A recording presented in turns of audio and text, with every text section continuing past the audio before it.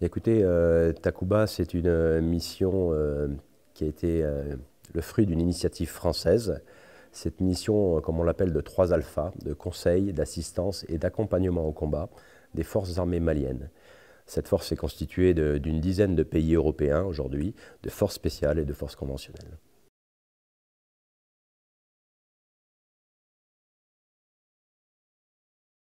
Et mon rôle, ça a été d'être le commandant de la task force sur les mandats 1 et 2 de cette nouvelle task force.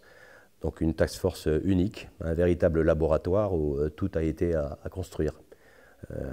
Tant au niveau des procédures, des relations avec le PCIAT de Barkhane, que sur le plan de l'infrastructure, sur le plan de la protection défense du site.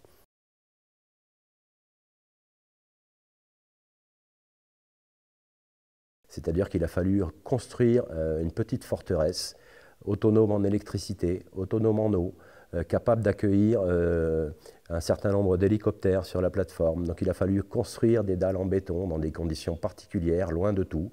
Et ce challenge d'infrastructure, il permet le déploiement de nos partenaires européens. Donc c'est à mon sens la difficulté la plus importante à laquelle on a dû faire face.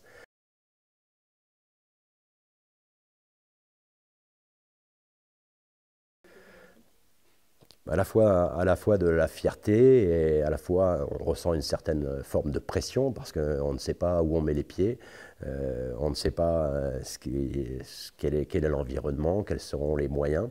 Et en fait, tout l'art de commander une task force comme celle-là, c'est d'arriver à fédérer les énergies, à permettre la complémentarité entre les forces conventionnelles et les forces spéciales qui sont aujourd'hui d'une dizaine de pays.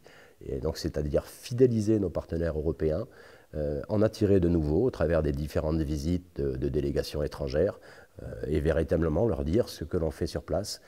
Donc notre mission principale, c'est vraiment de permettre aux forces armées maliennes de prendre progressivement en compte la sécurité, leur propre sécurité dans le Liptako malien aujourd'hui et peut-être de manière plus large demain.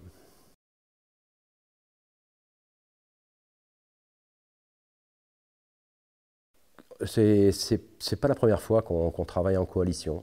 On a tous travaillé, quand je parle de nous, les forces spéciales européennes, on a tous travaillé en coalition, que ce soit en Afghanistan, que ce soit au Levant. Et donc on se connaît, on a déjà travaillé ensemble.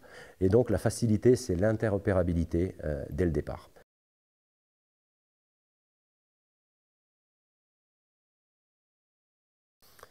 Et le commandement des forces aériennes m'a permis, lorsque j'étais le chef du bureau des forces spéciales air, d'organiser, de conduire un certain nombre d'exercices de type Athéna, donc l'exercice de certification des forces spéciales de l'armée de l'air, accompagné bien sûr par d'autres composantes, voire d'autres pays européens.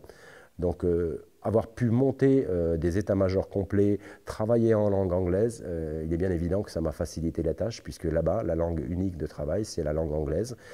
Donc on a pu mettre en place des procédures que l'on avait travaillées également auparavant au sein du commandement des forces aériennes.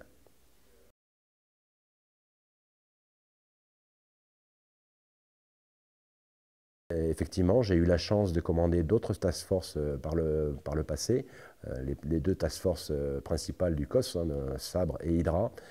Cette task force, elle a une dimension complètement différente. Elle n'est pas que focalisée sur le monde des opérations. Elle balaye le champ entre le niveau tactique, opératif, stratégique, politique, médiatique, dans le domaine des relations avec les autorités locales. C'est quand même très important. Permettre aussi le retour de la gouvernance, le développement économique de la région pour gagner les cœurs des Maliens de cette région.